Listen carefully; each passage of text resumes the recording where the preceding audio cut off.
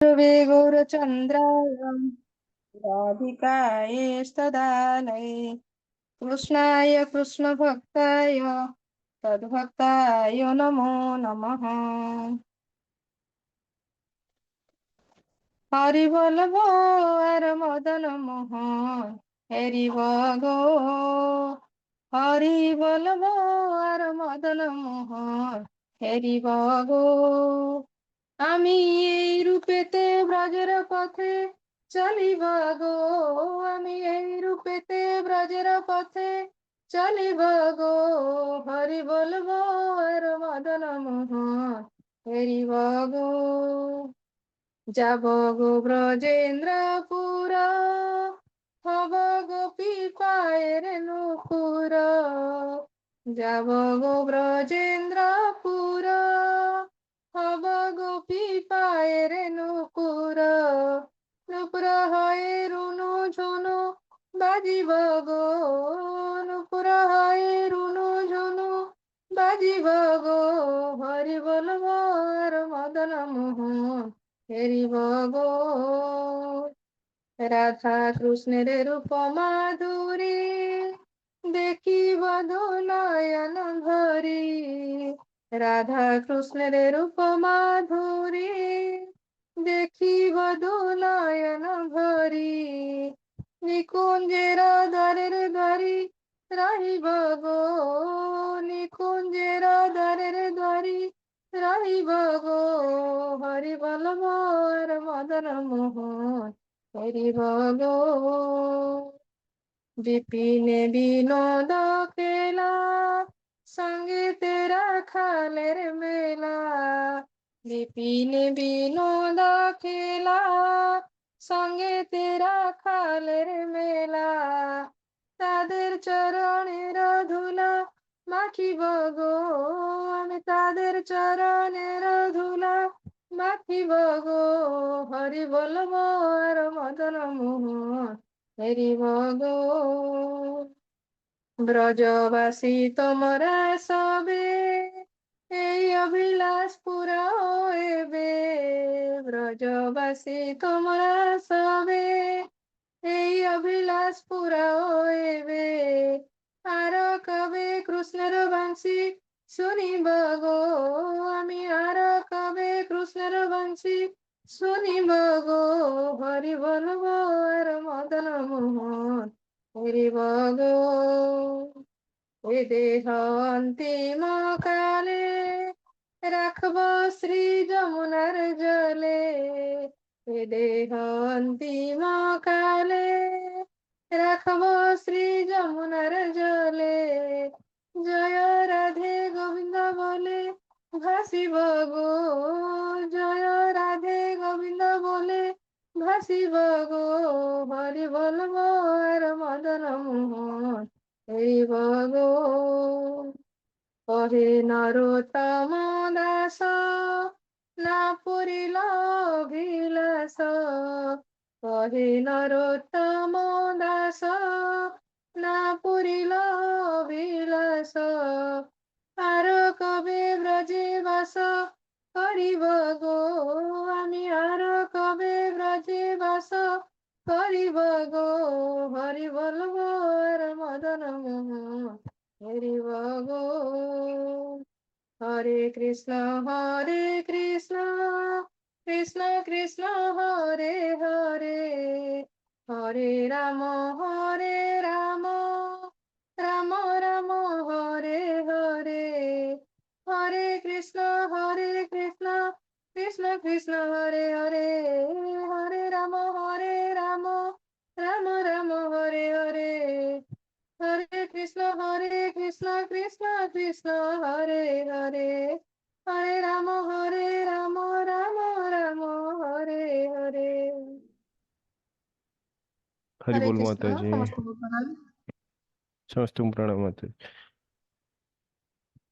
बहुत बहुत धन्यवाद माता जी, बहुत सुंदर कीर्तन। इसका मंगल तरफ आपन स्वागत। प्रार्थना सहित भागवतम क्षेत्र प्रारंभ करिबा। ओम अज्ञानतिमिरन्धस्य ज्ञानाञ्जनशलाकया चक्षुमृतं येन तस्मै श्री गुरुवे नमः। श्रीचैतन्यं मनोभीष्टं स्थापितं येन भूतले स्वयं रूपं कदा मह्यं ददाति स्वपदान्तिकं वन्देऽहं श्रीगुरुश्रीयुतपदकमलं श्रीगुरून् वैष्णवंश्च श्रीरूपं साग्रजातं सहगना रघुनाथानि त्वं त्वं सजीवं साद्वैतं सावधूतं परिजनसहितं कृष्णचैतन्यदेवं श्रीराधां कृष्णपादान् सहगना ललिता श्रीविशाखामितश्च नमो विष्णुपादाय कृष्णपृष्ठाय भूतले श्रीमते भक्तिवेदान्त स्वामिनीति नामिने नमस्ते सरस्वती देवीं गौरवाणीं प्रचारिणे निर्विशेष शून्यवादी पाश्चात्यदेशतारिणे हे कृष्ण करुणा सिंधु दीनबंधु जगत्पते गोपेश गोप्यकान्त राधकान्त नमस्तुते तप्तकाञ्चने गौराङ्गी राधे वृन्दावनेश्वरि वृषभानुसुते देवी प्रणमामि हरिप्रिये वञ्चकल्पतरुभ्यश्च कृपा सिन्धुभ्य एव च पतितानां पावनेभ्यो वैष्णवेभ्यो नमो नमः नमो महावदन्याय कृष्णप्रेम प्रदायते कृष्णाय कृष्णचैतन्य नामिने गौरधीश नमः नमो ब्राह्मणे देवाय गो ब्राह्मणहिताय च जगद्हिताय कृष्णाय गोविन्दाय नमो नमः जय श्री कृष्ण चैतन्य प्रभु नित्यानंद श्री अद्वैत गदाधर श्रीवासादि गौर भक्त वृंद हरे कृष्ण कृष्ण कृष्ण हरे हरे हरे राम राम राम हरे हरे हरे कृष्ण कृष्ण कृष्ण हरे हरे हरे राम राम राम हरे हरे हरे कृष्ण कृष्ण कृष्ण हरे हरे हरे राम राम राम हरे हरे ओम नमो भगवते वासुदेवाय ओम ओम नमो भगवते नमो वासुदेवाय। वासुदेवाय। नमो भगवते वासुदेवाय ओम ओम नमो नमो भगवते भगवते वासुदेवाय। वासुदेवाय। ओम नमो भगवते वासुदेवाय ओम ओम नमो भगवते भगवते वासुदेवाय। वासुदेवाय। नारायणं नमस्कृत्य नरं चैव नरोत्तमं नारायणं नमस्कृत्य नारायणं नरं चैव नरोत्तमं नरोत्तमं। देवीं सरस्वतीं व्यासं ततो जयमुदीरयेत् देवीं देवी सरस्वतीं सरस्वती व्यासं ततो व्यासं ततो जयमुदीरये। जयमुदीरये। नष्टप्रायेषु अभद्रेषु नित्यं भागवत सेवया नष्टप्रायेषु नष्टप्रायेषु अभद्रेषु अभद्रेषु नित्यं नित्यं भागवत भागवत सेवया। सेवया। भगवते उत्तमश्लोके भक्तिर्भवति नैष्टिकी भगवते भगवते भगवते उत्तमश्लोके लोके भक्तिर्भवति भक्तिर्भवति नैष्टिकी। नैष्टिके। हरे हरे कृष्ण कृष्ण प्रभु जी प्रभु जी प्रणाम। दंडवत हरे प्रणाम। कृष्ण। हरे कृष्ण समस्तंदनत्पण निगमकल्पतरुर्गलितं फलं सुखमुखादमृतद्रवसंयुतं पिबत भागवतं रसमालयं मुहुरहो रसिका भुवि भावुका हे विवेकपूर्ण मनुष्यगण ଜାଣି ରଖ ଶ୍ରୀମଦ୍ ଭାଗବତମ୍ ବୈଦିକ ସାହିତ୍ୟର ବୃକ୍ଷର ଏକ ପରିପକ୍ୱ ଫଳ ଅଟେ ଏହା ଶିଲ ସୁଖଦେବ ଗୋସ୍ୱାମୀଙ୍କ ମୁଖରୁ ନିଃସୃତ ଅତଏବ ଏ ଅମୃତମୟ ଫଳ ମୁକ୍ତ ପୁରୁଷମାନଙ୍କ ଦ୍ୱାରା ଆସ୍ୱାଦିତ ହୋଇଥାଏ ହରେ କୃଷ୍ଣ हरे कृष्ण। श्रीमद् भागवतम चतुर्थ स्कंध नवम अध्याय श्लोक संख्या 32। मतिः विदुषिता देवै पतिभिः असविष्णुभिः यः नारदवचः तथ्यं न ग्राहिसम् असत्तमः। ଶ୍ରୀଲ ପ୍ରଭୁପାଦ କି ଜୟ। ଅନୁବାଦ। ଦେବତା ମାନେ ଊର୍ଧ୍ୱ ଲୋକରେ ଅବସ୍ଥାନ କରୁଥିଲେ ମଧ୍ୟ ସେମାନଙ୍କୁ ଅଧୋଲୋକକୁ ଫେରି ଆସିବାକୁ ହେବ। ହୁଏତ ସେ ହେତୁ ଭକ୍ତି ବଳରେ ମୁଁ ବୈକୁଣ୍ଠ ଲୋକ ପ୍ରାପ୍ତ ହୋଇଥିବାରୁ ସେମାନେ ସମସ୍ତେ ଈର୍ଷାପରାୟଣ ହୋଇପଡ଼ିଛନ୍ତି। ଏହି ଅସହିଷ୍ଣୁ ଦେବଗଣ ମୋର ବୁଦ୍ଧି ଭ୍ରଷ୍ଟ କରିନେଇଛନ୍ତି। କଣ କେବଳ ଏହି କାରଣରୁ ମୁଁ ମହର୍ଷି ନାରଦଙ୍କର ହିତ ଉପଦେଶ ଗ୍ରହଣ କରିପାରିଲିନି? ହରେ କୃଷ୍ଣ। ହରେ କୃଷ୍ଣ ତ ଆମେ ପୂର୍ବ ଶ୍ଲୋକରେ ମଧ୍ୟ ଦେଖିଲେ ଧ୍ରୁବ ମହାରାଜ ସ୍ୱୟଂ କହୁଛନ୍ତି କି ମୁଁ ବହୁତ ବଡ଼ ଭୁଲ କରିଦେଇଛି ମୁଁ ବହୁତ ବଡ଼ ହତଭାଗା ଅଟେ କି ଯେଉଁ ପରମପୁରୁଷ ଭଗବାନ ଯିଏକି ଜୀବକୁ ଏ ଭୌତିକ ବନ୍ଧନରୁ ମୁକ୍ତ କରିପାରନ୍ତି ମୁଁ ତାଙ୍କର ପାଦ ପଦ୍ମର ଆଶ୍ରୟରେ ରହିକି ଆଶ୍ରୟକୁ ଲାଭ କରିକି ମୁଁ କଣ କଲି ନା ନିର୍ବୋଧତା ପୂର୍ବକ ମୁଁ କଣ କଲି ନା ମୁଁ ଭୌତିକ ଯାହାକି ନଶ୍ୱର ଅଟେ ସେଇଭଳି ଯେଉଁ ରାଜ୍ୟକୁ ମୁଁ ପ୍ରାପ୍ତ କରିବା ପାଇଁ ମୁଁ ଚାହିଁଲି ବା ଭୌତିକ ଯେଉଁ କାମନାକୁ ମୁଁ ପ୍ରାପ୍ତ କରିବାକୁ ଚାହିଁଲି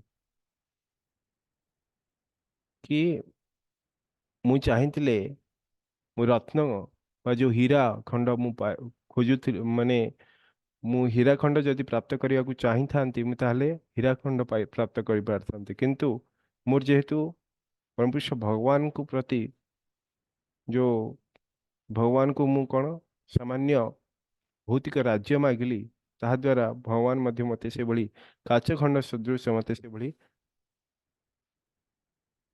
ସେ ଭୌତିକ ନଶ୍ୱର ଜିନିଷ ମୋତେ ପ୍ରଦାନ କରିଛନ୍ତି। ତ ନିଜକୁ ବହୁତ ହତଭାଗା ବା ହେୟ ମାନୁଛନ୍ତି।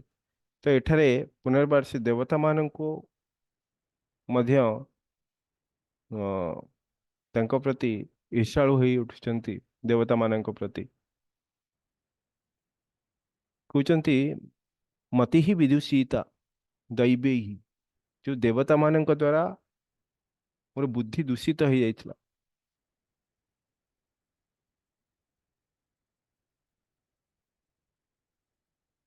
ତ ଦେବତାମାନେ ଯେଉଁ କହୁଛନ୍ତି କି ଯେଉଁମାନେ କି ଅସହିଷ୍ଣୁ ଅଟନ୍ତି ଅସହିଷ୍ଣୁ ବି କି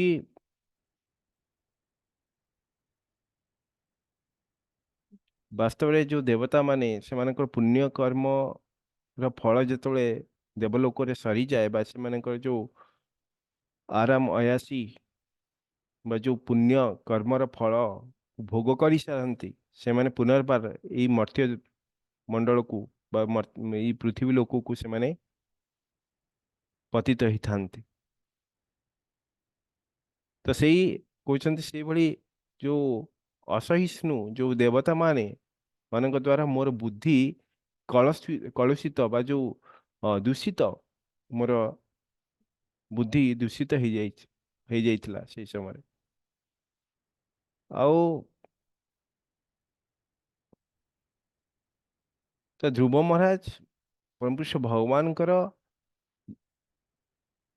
ଯେଉଁ ପ୍ରତ୍ୟକ୍ଷ ଦର୍ଶନ କରିସାରିବା ପରେ ବରଦାନ ପ୍ରାପ୍ତ କରିବା ପରେ ସିଏ ପଶ୍ଚାତାପ କରୁଛନ୍ତି ସେ ଅନୁଭବ କରୁଛନ୍ତି କି ଯେଉଁ ଦେବତାମାନେ ନିଜ ନିଜ ଯେଉଁ ପଦବୀ ହରାଇବା ଭୟରେ ବା କୌଣସି ଜୀବ ଭଗବତ ଧାମକୁ ପ୍ରାପ୍ତ କରୁଥିବାର ଦେଖିକି ଯେପରି ଧ୍ରୁବ ମହାରାଜକୁ ଭଗବାନ ବିଷ୍ଣୁ କ'ଣ କରିଥିଲେ ନା ବର ପ୍ରଦାନ କରିଥିଲେ ଯେଉଁ ଧ୍ରୁବ ଲୋକ ଯାହାକି ବୈକୁଣ୍ଠ ଲୋକ ପରି ଅବିନାଶୀ ଅଟେ। ତ ଏହାକୁ ଦେଖିକି ଦେବତାମାନେ ହୁଏତ ମୋ ପ୍ରତି ଈର୍ଷାନ୍ୱିତ ହେଇକି ଅସହିଷ୍ଣୁ ହୋଇଯାଇପାରିଥାନ୍ତି। ଆଉ ଦେବତାମାନେ ମଧ୍ୟ କ'ଣ ହୁଏ ନା ଯେତେବେଳେ ସ୍ୱର୍ଗ ଲୋକରେ ତାଙ୍କର ପୁଣ୍ୟ କ୍ଷୟ ହେଇଯାଏ ସେମାନେ ମର୍ତ୍ତ୍ୟ ଲୋକକୁ ଖସି ପଡ଼ନ୍ତି କ୍ଷୀଣେ ପୁଣ୍ୟ ମର୍ତ୍ତ୍ୟ ଲୋକ ବିଛନ୍ତି। ତ ସେଇ ଯେଉଁ ଅସ୍ଥାୟୀ ଦେବତାମାନଙ୍କ ସେମାନେ ଭୌତିକ ଜଗତରେ ଅଛନ୍ତି ଏବଂ ସେମାନେ ଯେଉଁ ଦେବତା ମାନେ ମଧ୍ୟ ସେମାନେ ଅସ୍ଥାୟୀ ଅଟନ୍ତି। ଆଉ ସେଇମାନଙ୍କ ପ୍ରଭାବରେ ହୁଏତ ଧ୍ରୁବ ମହାରାଜ କହୁଛନ୍ତି ମୋର ବୁଦ୍ଧି ଦୂଷିତ ହେଇଯାଇଥିଲା ଭ୍ରମିତ ହେଇଯାଇଥିଲା ଯାହାଫଳରେ କି ସେ ଭଗବାନଙ୍କୁ ମାତ୍ର ଭୌତିକ ରାଜ୍ୟ ମାଗି ବସିଲେ ଯାହାକି କ୍ଷଣସ୍ଥାୟୀ ଯାହାକି ନଶ୍ୱର ଅଟେ। ଆଉ କହୁଛନ୍ତି ଯେଉଁ ନାରଦ ବଚଃ ତଥ୍ୟଂ ନ ଆଗୃହୀଷ୍ୟାମି ଅସତମ। ତ କହୁଛନ୍ତି କି ସେଇ କାରଣରୁ କ'ଣ ହେଲା କି ମୋ ଭଳି ଗୋଟିଏ ନିମ୍ନ ସ୍ତରର ବ୍ୟକ୍ତି ଯିଏକି ନାରଦ ମୁନିଙ୍କର ଉପଦେଶକୁ ପ୍ରାପ୍ତ କରିକି ଯିଏକି ପରମ ବୈଷ୍ଣବ ଅଟନ୍ତି ତ ତାଙ୍କର ଯେଉଁ ସତ୍ୟ ବା ଯେଉଁ କଲ୍ୟାଣକାରୀ ଉପଦେଶକୁ ମୁଁ ସମ୍ପୂର୍ଣ୍ଣ ରୂପରେ ଗ୍ରହଣ କରିପାରିଲି ନାହିଁ। ତ ନାରଦ ମୁନି ध्रुव को गुरु रूपे आध्यात्मिक उपदेश देकी कहते कि तुम्हें जो सुरुचि माता तुमर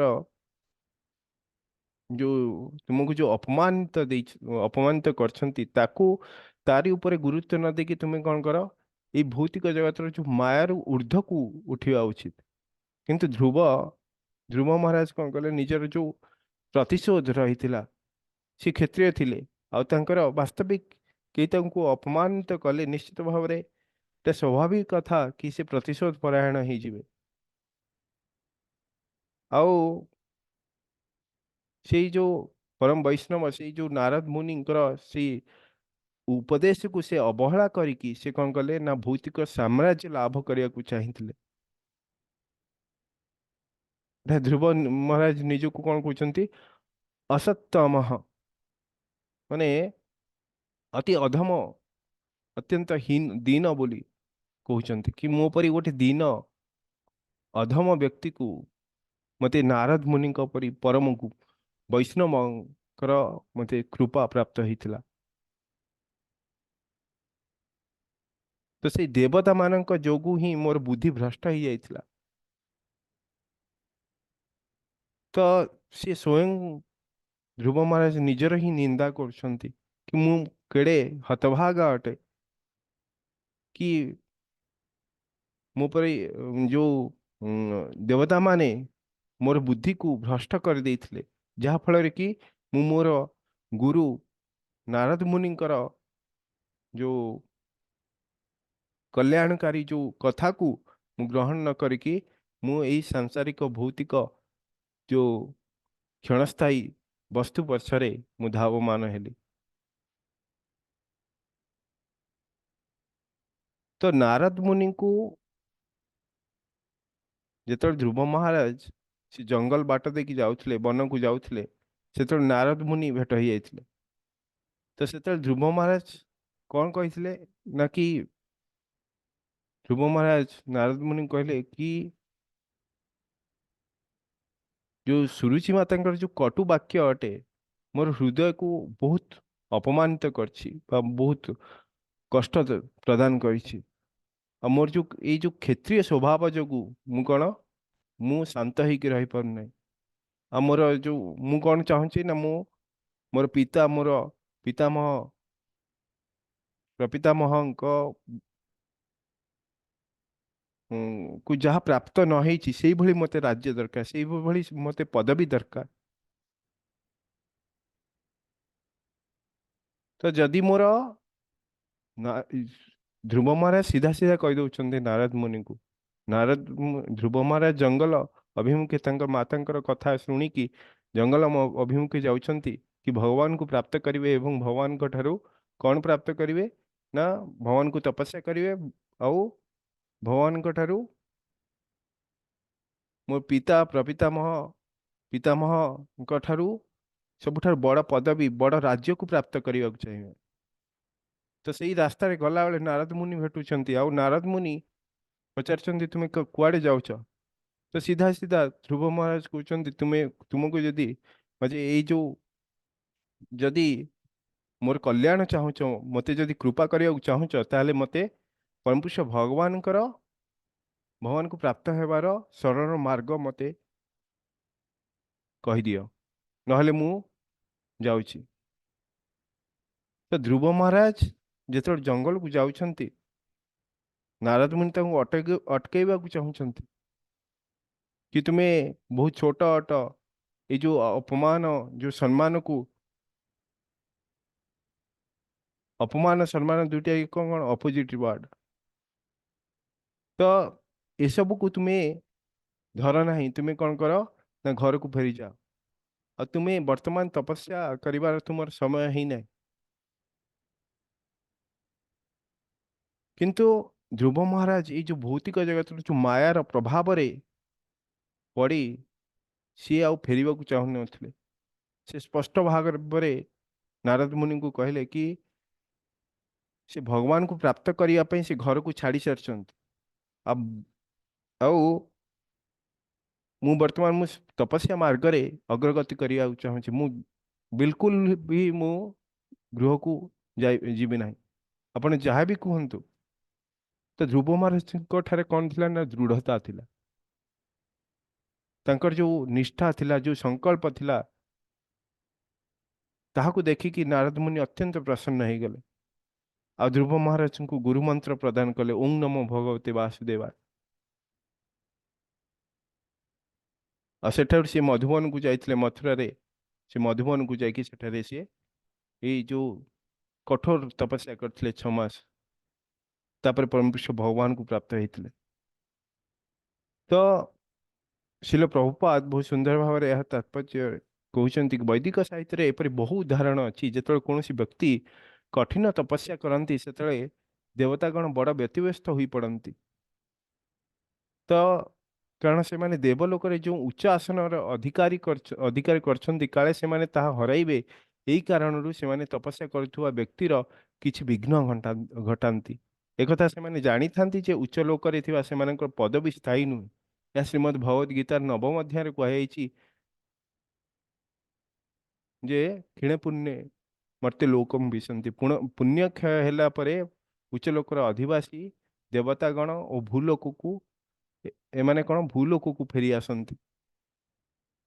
ତ ଦେବତାମାନଙ୍କୁ ଭୟ ରହିଥାଏ ଆଉ ସେମାନଙ୍କୁ ମଧ୍ୟ ଜଣାଥାଏ କି ସ୍ୱର୍ଗଲୋକରେ ସେମାନଙ୍କ ପଦବୀ ଅସ୍ଥାୟୀ।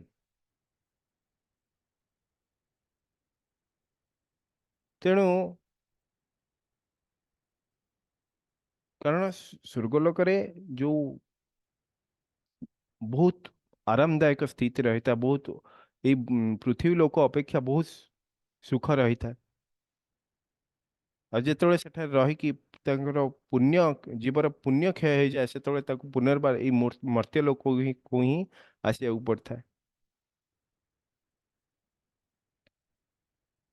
ତ ପୁଣ୍ୟ ବ୍ୟକ୍ତି କମେଇଲେ କଣ ଲୋକକୁ ଯିବ ଏବଂ ସ୍ୱର୍ଗ ଲୋକରେ ତାର ପୁଣ୍ୟ ଫଳ ସରିଗଲେ ସେ ପୁନର୍ବାର ଏଇ ଧରାଧାମକୁ ବା ପୃଥିବୀ ଲୋକକୁ ଫେରି ଆସିବ, ମର୍ତ୍ତ୍ୟ ଲୋକକୁ। କିନ୍ତୁ ଭକ୍ତି ଯୋଗ ଦ୍ୱାରା ଯୋଉ ମିଳୁଥିବା ଯୋଉ ବୈକୁଣ୍ଠ ଧାମ ଅଟେ, ତାହା କଣ ଅବିନାଶୀ ଅଟେ। ସେଠାକୁ ଥରେ ଗଲେ ଆଉ ଏଇ ଭୌତିକ ଜଗତକୁ ଆସିବାର ଚାନ୍ସ ହିଁ ନାହିଁ। ତ ଧ୍ରୁବ ମହାରାଜ ପରମପୁରୁଷ ଭଗବାନ ବିଷ୍ଣୁଙ୍କର ଭକ୍ତି କରିକି ସେ ଯୋଉ ଅବିନାଶୀ ଧ୍ରୁବ ଲୋକକୁ ସେ ପ୍ରାପ୍ତ କରିବାକୁ ଯାଉଥିଲେ। ଆଉ ଧ୍ରୁବ ମହାରାଜ କହୁଛନ୍ତି ହେଇଥାଇପାରେ ଏଇ ଯୋଉ ଦେବତା ମାନଙ୍କ ମାନେ ଅତ୍ୟନ୍ତ ଈର୍ଷାଳୁ ଅଟନ୍ତି ଏହିପରି ଭକ୍ତ ମାନଙ୍କ ପ୍ରତି। ତାଙ୍କ ଦ୍ୱାରା ଏଇଭଳି କୁଚକ୍ର ରଚା ଯାଇ ପାରିଥାଏ ବା ସେମାନେ ଏଇଭଳି ଭାବରେ କରିଛନ୍ତି ମୋ ପ୍ରତି। ଆଉ କହୁଛନ୍ତି ଦେବତା ମାନେ ଆମମାନଙ୍କର ବିଭିନ୍ନ ଇନ୍ଦ୍ରିୟ କ୍ରିୟାକୁ ନିୟନ୍ତ୍ରଣ କରନ୍ତି, ଏପରିକି ଆମେମାନେ ଆମମାନଙ୍କର ଚକ୍ଷୁର ପଲକ ପକେଇବା ମଧ୍ୟ ସ୍ୱାଧୀନ ନୁହନ୍ତି। ମାନେ ଆମେ ଯୋଉ ଯୋଉ ଇନ୍ଦ୍ରିୟ ମାନ ରହିଛି, ଯୋଉ ଆମ ଶରୀରରେ ବିଭିନ୍ନ ଇନ୍ଦ୍ରିୟ ମାନ ରହିଛି, ସେମାନେ ସେଇ ଯୋଉ ଇନ୍ଦ୍ରିୟ ମାନଙ୍କୁ ଦେବତା ମାନେ ହିଁ ନିୟନ୍ତ୍ରଣ କରିଥାନ୍ତି। ଯେପରି ସୂର୍ଯ୍ୟ ଆଖିର ଦେବତା ଅଟନ୍ତି, ଚନ୍ଦ୍ର ହଉଛନ୍ତି ମନର ଦେବତା। ତ ଆମେ ଆଖିରେ ପଲକ ପକେଇବା ତାହା ମଧ୍ୟ ଆମର ସ୍ୱାଧୀନତା ନାହିଁ, ଦେବତା ମାନଙ୍କ ଦ୍ୱାରା କରାଯାଉଛି, ଏହା କହୁଛନ୍ତି ଏଠାରେ ଧ୍ରୁବ ମହାରାଜ। ତ ଧ୍ରୁବ ମହାରାଜ ଅନୁଭବ କରୁଛନ୍ତି କି ଦେବତା ମାନେ ତାଙ୍କର ଯୋଉ ଭଗବତ ପ୍ରାପ୍ତି ବା ଯୋଉ ଧ୍ରୁବ ଲୋକକୁ ପ୍ରାପ୍ତ ହେବା କଥା ଶୁଣିକି ସେମାନେ ସେ ଯୋଉ ଅସହିଷ୍ଣୁ ଦେବତା ମାନେ ମୋର ଯୋଉ ବୁଦ୍ଧିକୁ ଭ୍ରଷ୍ଟ କରିଦେଇଛନ୍ତି, ଏହି କାରଣରୁ ମୁଁ ଦେବର୍ଷି ନାରଦଙ୍କ ଭଳି ଯୋଉ କଣ କହୁଛନ୍ତି ମାନଙ୍କ ଭଳି ଜଣେ ମହାନ ବୈଷ୍ଣବଙ୍କର ଶିଷ୍ୟ ହୋଇ ସୁଦ୍ଧା ଗୁରୁଙ୍କର ଅତି ମୂଲ୍ୟବାନ ଉପଦେଶକୁ ମୁଁ ଗ୍ରହଣ କରିପାରିଲେ ନାହିଁ। ତ ନାରଦ ମୁନିଙ୍କୁ ଏଠାରେ ମହାନ ବୈଷ୍ଣବ ବୋଲି କୁହାଯାଇଛି, କାରଣ ସେ ପରମପୁରୁଷ ଭଗବାନଙ୍କର ଅତ୍ୟନ୍ତ ଶୁଦ୍ଧ ଭକ୍ତ ଅଟନ୍ତି ଆଉ ସର୍ବଦା ପରମପୁରୁଷ ଭଗବାନଙ୍କର ଦିବ୍ୟ ଭକ୍ତି ସେବାରେ ଲାଗି ରହିଥାନ୍ତି। ଆଉ ଗୁରୁଙ୍କର ଉପଦେଶକୁ କହୁଛନ୍ତି କି ଗୁରୁଙ୍କର ଉପଦେଶକୁ ଆଗ୍ରହ କରିଥିବା ହେତୁ ଧ୍ରୁବ ମହାରାଜ ବଡ଼ ଦୁଃଖ ପ୍ରକାଶ କରୁଛନ୍ତି। ତ ଏହା ପ୍ରଭୁପାଦ କହୁଛନ୍ତି କି ଯେହେତୁ ଗୁରୁଙ୍କର କଥାକୁ ସେ ମାନି ନଥିଲେ, ସେଇଥିପାଇଁ ଧ୍ରୁବ ମହାରାଜ ବର୍ତ୍ତମାନ କଣ ଦୁଃଖ ପ୍ରକାଶ କରୁଛନ୍ତି। ନାରଦ ମୁନି ତାହାଙ୍କୁ କହିଥିଲେ, ତୁମେ କାହିଁକି ବିମାତାଙ୍କର ନିନ୍ଦା ବା ପ୍ରଶଂସାର ବିଷୟରେ ଚିନ୍ତିତ ହେଉଛ? ଅବଶ୍ୟ ସେ ଧ୍ରୁବ ମହାରାଜଙ୍କୁ କହିଥିଲେ ଯେ ସେ ଏକ ଛୋଟ ପିଲା ହୋଇଥିବା ହେତୁ ଏ ପ୍ରକାର ନିନ୍ଦା ପ୍ରଶଂସା ତାହାଙ୍କର ଜାୟସ କଣ?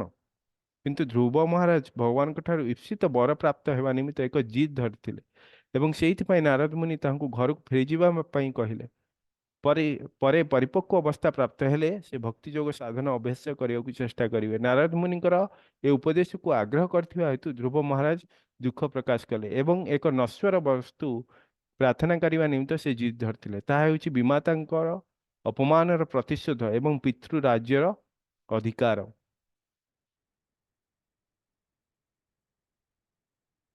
ତ କିନ୍ତୁ ଗୁରୁଙ୍କର ଉପଦେଶକୁ ଗମ୍ଭୀରତାର ସହକାରେ ଗ୍ରହଣ କରିପାରିନଥିବା ହେତୁ ଧ୍ରୁବ ମହାରାଜ ଅତ୍ୟନ୍ତ ଦୁଃଖ ପ୍ରକାଶ କଲେ ଏବଂ ସେଇଥିପାଇଁ ତାଙ୍କର ଚେତନା ଦୂଷିତ ହୋଇଯାଇଥିଲା। ତଥାପି ଭଗବାନ ବଡ଼ କୃପାମୟ, ଧ୍ରୁବଙ୍କର ଭକ୍ତି ସାଧନା ଯୋଗୁଁ ସେ ତାଙ୍କୁ ଅନ୍ତିମ ବୈଷ୍ଣବ ସିଦ୍ଧିକୁ ଅର୍ପଣ କଲେ। ତ ଧ୍ରୁବ ମହାରାଜଙ୍କ ମନରେ ଭୌତିକ କାମନା ଥିଲା ଏବଂ ସେ ଗୁରୁଙ୍କ କଥାକୁ ମଧ୍ୟ ପୂର୍ଣ୍ଣ ଭାବରେ ସେ ମାନିନଥିଲେ। ତଥାପି ତାଙ୍କର ଯେଉଁ ନିଷ୍ଠା, ତାଙ୍କର ଯେଉଁ ଦୃଢ଼ତାର ସହିତ ସେ ଭଗବତ ଭକ୍ତି ବା ଯେଉଁ ତପସ୍ୟା କରିଥିଲେ, ତ ତା ଦ୍ୱାରା ପରମପୁରୁଷ ଭଗବାନ ଅତ୍ୟନ୍ତ ଆନନ୍ଦିତ ହୋଇଥିଲେ, ଅତ୍ୟନ୍ତ ସନ୍ତୁଷ୍ଟ ହୋଇଥିଲେ।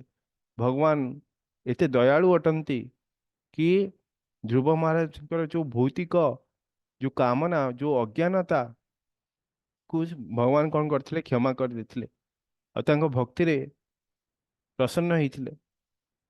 ଆଉ ତାଙ୍କୁ କେବଳ ଭୌତିକ ରାଜ୍ୟ ପ୍ରଦାନ କରିନଥିଲେ, ଶେଷରେ ବୈଷ୍ଣବ ମାନଙ୍କର ଯେଉଁ ପରମ ଲକ୍ଷ୍ୟ କାରଣ ବୈକୁଣ୍ଠ ଧାମ, ଯୋଉଟା କି ଭଗବାନଙ୍କର ଭକ୍ତି ସେବାରେ ନିତ୍ୟ, ଯାହାକି ଅବିନାଶୀ, ନିତ୍ୟ ଜଡ଼ିତ ହେବା ବା ଯେଉଁ ବୈକୁଣ୍ଠ ଲୋକ ଅବିନାଶୀ ଅଟେ ଆଉ ସେଠାକୁ ଗଲେ ସଚିତ ଆନନ୍ଦମୟ ସ୍ତରକୁ ଜୀବ ପହଞ୍ଚିଥାଏ। ସେଇ ଯେଉଁ ଧାମକୁ, ଯେପରି ଯେଉଁ ଧ୍ରୁବ ଲୋକ ସେ ମଧ୍ୟ ବୈକୁଣ୍ଠ ଲୋକ ଭଳି ଅବିନାଶୀ ଅଟେ, ସେ ଧ୍ରୁବ ଲୋକକୁ ଭଗବାନ ତାଙ୍କୁ ପ୍ରଦାନ କରିଥିଲେ। ତ ଭଗବାନ ହେଉଛନ୍ତି କୃପାମୟ। ତ ଏଇ ଯେଉଁ କଥା ଅଟେ ଭଗବାନଙ୍କର, ତ ପରମପୁରୁଷ ଭଗବାନ ହେଉଛନ୍ତି କ'ଣ ନା ଅତ୍ୟନ୍ତ କୃପାଳୁ ଅଟନ୍ତି ଏବଂ ଧ୍ରୁବ ମହାରାଜଙ୍କର ଯେଉଁ ଦୃଢ଼ତା ଦେଖିବାକୁ ଗଲେ କି ଚୈତନ୍ୟ ମହାପ୍ରଭୁ ମଧ୍ୟ ଏଇ କଥାକୁ ବାରମ୍ବାର ଶ୍ରବଣ କରୁଥିଲେ। ଏଇ ଯେଉଁ ଧ୍ରୁବ ମହାରାଜଙ୍କ ଚରିତ, ପ୍ରହ୍ଲାଦ ମହାରାଜଙ୍କ ଚରିତକୁ ବହୁତ ବାରମ୍ବାର ଶ୍ରବଣ କରୁଥିଲେ। ଯେତେବେଳେ ଆମେ ଯେଉଁ ପୁରୀରେ ଯେଉଁ ତୋଟା ଗୋପୀନାଥ ମନ୍ଦିର ରହିଛି, କେହି ଯାଇଛନ୍ତି? ହରେ କୃଷ୍ଣ। ହରେ କୃଷ୍ଣ ପ୍ରଭୁ, ମୁଁ ଯାଇଛି। ହରି ବୋଲ, ଆଜ୍ଞା, ହରେ କୃଷ୍ଣ ପ୍ରଭୁତି ଯାଇଛି। ହରି ବୋଲ। ତ ଆମେ ଜଗନ୍ନାଥ ପୁରୀ ଯାଆନ୍ତି, ଆମେ ତ ତୋଟା ଗୋପୀନାଥ ଆମର ପୁରୀରେ ହିଁ ଅବସ୍ଥାନ କରୁ ଆଉ ସେଠାରେ ରହିଛି। ତ ଯେଉଁମାନେ ଯାଆନ୍ତି ସେଠାରେ ସେଠାରେ ବହୁତ ଭଗବାନଙ୍କର ଦର୍ଶନ ପ୍ରାପ୍ତ କରନ୍ତି। ତ ସେଠାରେ ଭଗବାନ କୋଉ ଭଳି ଭାବରେ ଅଛନ୍ତି? ଛିଡ଼ା ହେଇକି ଅଛନ୍ତି ନା ବସିକି ଅଛନ୍ତି, କେହି କହିପାରିବେ? ହରେ କୃଷ୍ଣ। ବସିକିରି ଅଛନ୍ତି ପ୍ରଭୁଜୀ। ସେ ତାଙ୍କ ପୂଜକ ସେ ଆସି ସେ ବସି ଆଗରୁ ଠିଆ ହେଇଥିଲେ, ତାପରେ ଆଜ୍ଞା। ବସି ତ ସେ ପୂଜକ କିଏ? ଚୈତନ୍ୟ ମହାପ୍ରଭୁଙ୍କର ଶିଷ୍ୟ ତାଙ୍କ ନାଁ ମୁଁ ଜାଣିନି। ସେ ହେଉଛନ୍ତି ଗଦାଧର ପଣ୍ଡିତ। ଆମେ ଯେଉଁ ଜୟ ଶ୍ରୀକୃଷ୍ଣ ଚୈତନ୍ୟ ପ୍ରଭୁ ନିତ୍ୟାନନ୍ଦ ଶ୍ରୀ ଅଦ୍ୱୈତ ଗଦାଧର, ଗଦାଧର ହେଉଛନ୍ତି, ସେ ହେଉଛନ୍ତି ଗଦାଧର ପଣ୍ଡିତ। ସିଏ ହୁଁ। ତୋଟା ଗୋପୀନାଥ, ତୋଟାର ଅର୍ଥ ଆମର ଓଡ଼ିଆରେ କ'ଣ କହନ୍ତି? ଜଙ୍ଗଲକୁ ହିଁ କହନ୍ତି, ଆମେ ଯେଉଁ ବଗିଚାକୁ କହନ୍ତି। ତ ସେଇ ବଗିଚା ହଁ, ଗୋଟେ ସୁନସାନ ବଗିଚାରେ ଯେଉଁ ତୋଟା ତୋଟା ଗୋପୀନାଥ, ଆମ୍ବ ଗଛ ଭର୍ତ୍ତି ହେଇଛି ହଁ ସେଠି, ତୋଟା ହଁ, ଭିତରେ ଅଛନ୍ତି। ଆଜ୍ଞା ଆଜ୍ଞା ମତେ। ତ ସେଇ ଯେଉଁ ସେଥିପାଇଁ ତୋଟା କୁହାଯାଏ। ସେଠି ସେ ବଗିଚାରେ ଗୋପୀନାଥ ଅବସ୍ଥାନ କରୁଛନ୍ତି, ସେଥିପାଇଁ ସେଇ ସ୍ଥାନକୁ ତୋଟା ଗୋପୀନାଥ ବୋଲି କୁହାଯାଏ। ଆଉ ଗୋପୀନାଥଙ୍କର ବିଗ୍ରହକୁ ଚୈତନ୍ୟ ମହାପ୍ରଭୁ ସେ ଉଦ୍ଧାର କରିଥିଲେ କୋଉଠୁ ନା ସମୁଦ୍ର କୂଳରୁ ଉଦ୍ଧାର କରିଥିଲେ। ତ ସେଠାରେ ଯେଉଁ ଗଦାଧର ପଣ୍ଡିତ ତାଙ୍କୁ ସମର୍ପିତ, ମାନେ ତାଙ୍କୁ ଦେଇଥିଲେ ସେଇ ଗୋପୀନାଥଙ୍କର ସେବା କରିବା ପାଇଁ। ତ ଗଦାଧର ପଣ୍ଡିତ ଦୈନିକ ସେ କଣ କରୁଥିଲେ, ଶ୍ରୀମଦ୍ ଭାଗବତମକୁ ପଠନ କରୁଥିଲେ ଦୈନିକ। ଏବଂ ଯୋଉ ଚୈତନ୍ୟ ମହାପ୍ରଭୁ ପ୍ରତିଦିନ ଅପରାହ୍ନରେ କଣ କରୁଥିଲେ, ସେଇ ତୋଟା ଗୋପୀନାଥ ମନ୍ଦିରକୁ ଯାଉଥିଲେ ଏବଂ ମହାପ୍ରଭୁ ଅତ୍ୟନ୍ତ ଭାବର ସହିତ ସେ ଶ୍ରୀମଦ୍ ଭାଗବତଙ୍କୁ ଯୋଉ ଗଦାଧର ପଣ୍ଡିତ ପାଠ କରୁଥିଲେ ତାହାକୁ ସେ ଶ୍ରବଣ କରିବା ପାଇଁ ଯାଉଥିଲେ। ଆଉ ବିଶେଷ କରିକି ଏଇ ଯୋଉ ଧ୍ରୁବ ଚରିତ, ଧ୍ରୁବଙ୍କର ଯୋଉ ଦୃଢ ସଂକଳ୍ପ, ଦୃଢତା, ଭଗବାନଙ୍କ ପ୍ରତି ଯୋଉ ଦୃଢତା, ଆଉ ପ୍ରହ୍ଲାଦଙ୍କ ଚରିତ ସେ ଶୁଣିବାକୁ ଅତ୍ୟନ୍ତ ଆଗ୍ରହୀ ଥିଲେ। ତ ସେ ବାରମ୍ବାର ଗଦାଧର ପଣ୍ଡିତକୁ ଏଇ ଯୋଉ ଧ୍ରୁବ ଚରିତ ଆଉ ପ୍ରହ୍ଲାଦ ମହାରାଜଙ୍କର ଯୋଉ ଶୁଦ୍ଧ ଭକ୍ତି କୁ ବାରମ୍ବାର ଶହ ଶହ ଥର ପୁନରାବୃତ୍ତି ବା ଯୋଉ ବାରମ୍ବାର କହିବାକୁ ବାରମ୍ବାର ଏଇ ଯୋଉ ଭାଗବତମର ଯୋଉ କଥାକୁ ପଢିବାକୁ ସେ ଅନୁରୋଧ କରୁଥିଲେ। ତ ଗଦାଧର ପଣ୍ଡିତଙ୍କ ମୁଖରୁ ଯୋଉ ଭାଗବତ ଶୁଣିବା ପରେ ମହାପ୍ରଭୁ ମାନେ ଅତ୍ୟନ୍ତ ଭାବରେ ବୁଡି ଯାଉଥିଲେ, ପ୍ରେମାଶ୍ରୁ ତାଙ୍କଠାରେ ଜାତ ହେଉଥିଲା। ତ ଗଦାଧର ପଣ୍ଡିତ ଯୋଉ ସିଏ ହଉଛନ୍ତି କଣ, କୋଉ ଅବତାର ଅଟନ୍ତି ଭଗବାନଙ୍କର, କିଏ କହିପାରିବ? ହରେ କୃଷ୍ଣ। हरे कृष्ण प्रभु जी बलरामଙ୍କର ଅବତାର। ଗଦାଧର ପଣ୍ଡିତ ହଉଛନ୍ତି ଶ୍ରୀମତୀ ରାଧାରାଣୀଙ୍କର ଅବତାର, ଆହ୍ଲାଦିନୀ ଶକ୍ତି।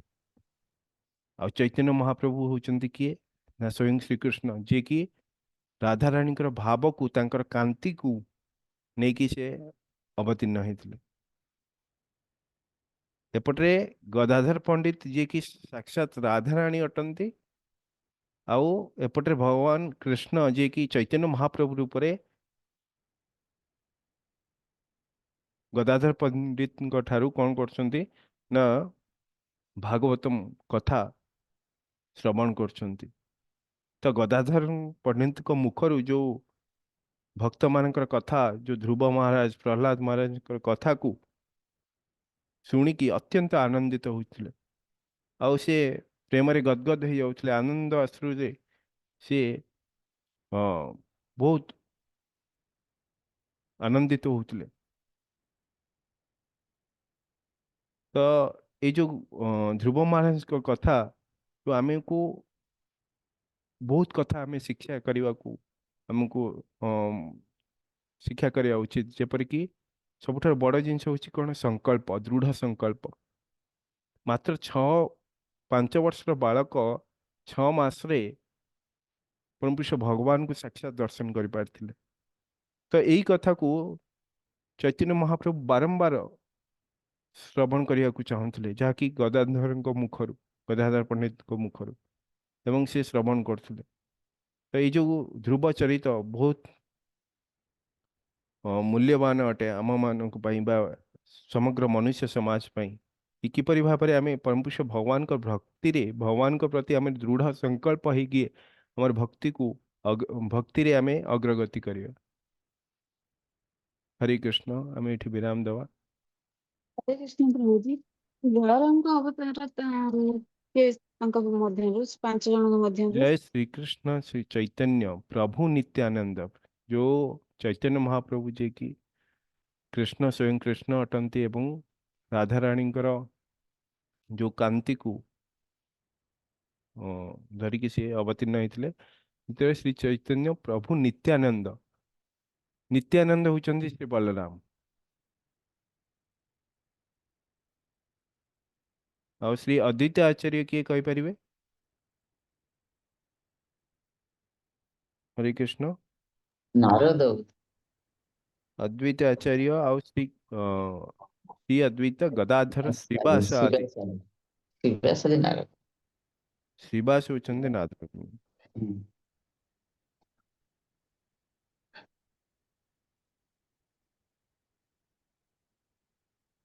श्रीवासादि गौर भक्तवृंद। तो ये होचंती भगवान शिवंकर अवतार जो अद्वितीय आचार्य।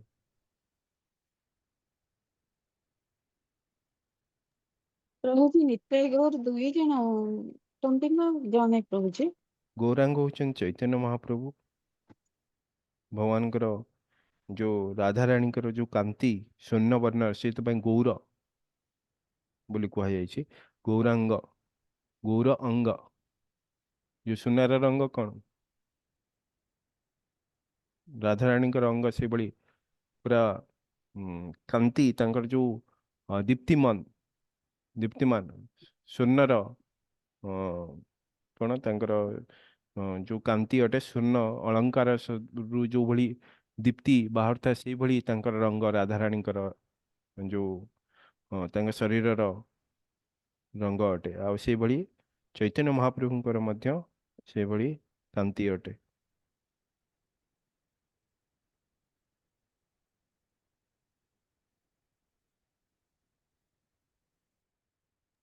प्रभु जी हरे कृष्ण प्रभु जी अद्वैत आचार्य कौन?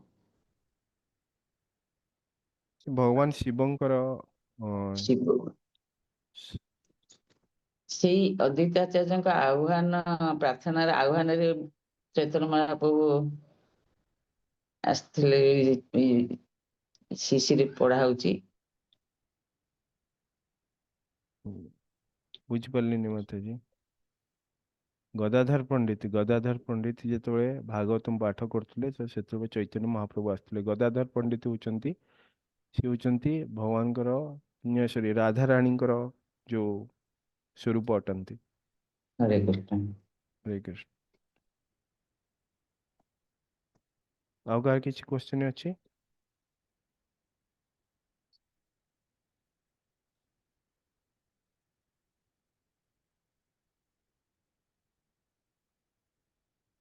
ठीक अच्छे आम ये विराम देवा बर्तमान आज।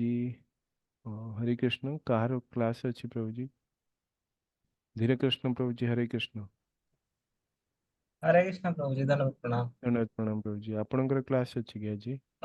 ନାଇଁ ଚତୁର୍ଭୁଜ ପ୍ରଭୁଙ୍କର କ୍ଲାସ ଥିଲା, ତାଙ୍କର କିଛି ପ୍ରୋବ୍ଲେମ ଅଛି ତ ମତେ ସେ अच्छा କହିବାରୁ ମୁଁ ଯାଉଛି କ୍ଲାସ ठीक है ଟା। प्रभु जी। ठीक है आम ये श्रीमद् भागवतम क्लास को एंड करवा। भगवत गीता क्लास आरंभ हो। वंशकल्पतरुभ्यश्च कृपा सिंधुभ्य एव च पतितानं पावनेभ्यो वैष्णवेभ्यो नमो नमः। अनंत कोटि वैष्णव वृंद की जय। श्रील प्रभुपाद की जय।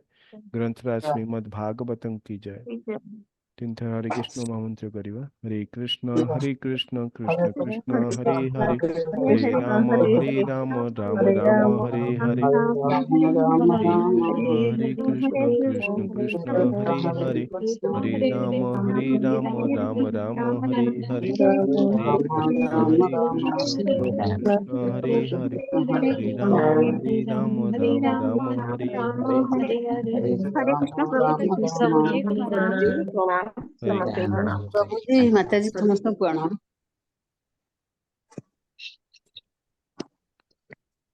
हरे कृष्ण।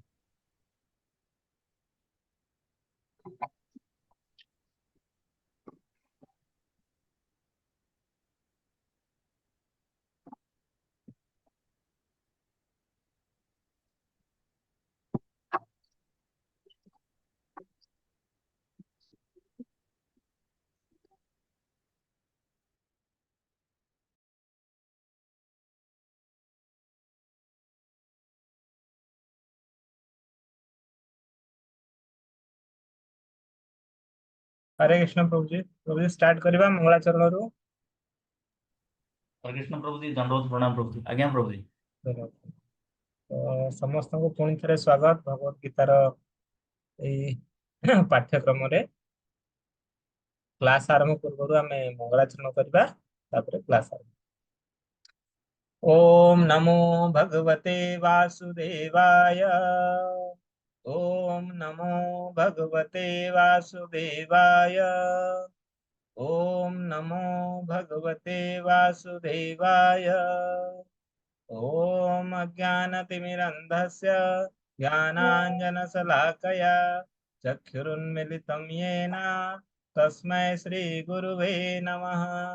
श्रीचैतन्यमनोभीष्टं स्थापितं येन भूतले स्वयं रूपं कदा मह्यं ददान्ति स्वपदान्तिकम् वन्देऽहं श्रीगुरु श्रीयुतपदकमलं श्रीगुरुन् वैष्णवांश्च श्रीरूपं साग्रजातं सहगण रघुनाथानितं तं सजीवं साद्वैतं सावधूतं परिजनसहितं कृष्णचैतन्यदेवम् श्री राधा कृष्ण पादान सहगण ललिता श्री विशाखान्वितांश्च हे कृष्ण करुणा सिंधु दीनबंधु जगतपते गोपेश गोपिका कांत राधा कांत नमस्तुते तप्त कांचन गौरांगी राधे वृंदावनेश्वरी वृषभानुसुते देवी प्रणमामि हरि नमो विष्णुपादाय कृष्ण पृष्ठाय भूतले श्रीमते भक्ति वेदांत स्वामिनि नामिने नमस्ते सरस्वती देवे गौरवाणी प्रचारिणे निर्विशेष शून्यादि पाश्चात्य स्थाने जय श्री कृष्ण चैतन्य प्रभु नित्यानंद श्री गदाधर सरस्वती गौर भक्तवृंद हरे कृष्ण कृष्ण कृष्ण हरे हरे हरे राम राम राम हरे हरे ओम नमो